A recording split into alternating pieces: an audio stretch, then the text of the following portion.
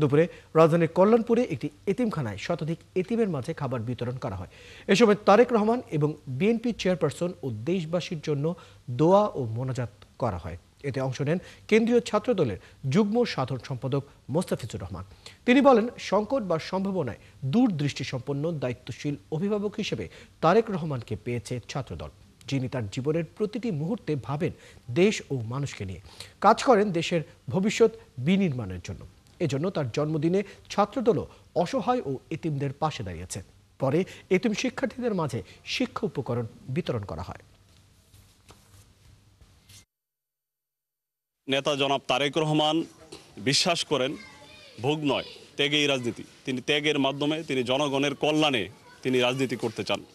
যারা অসহায় অবহেলিত মানুষ, তাদের এতিম, তাদের মুখে হাসি ফুটিয়ে তিনি জীবনকে উপভোগ করতে চান। তিনি নিজের জীবনকে উপভোগ করতে চান না। তিনি বাংলাদেশের জনগণের মুখে যদি হাসি ফোটাতে পারেন, আগামীর বাংলাদেশ বিনির্মাণ করতে চান। আগামীর বাংলাদেশের প্রত্যেকটি মানুষের মুখে তিনি হাসি ফোটাতে চান।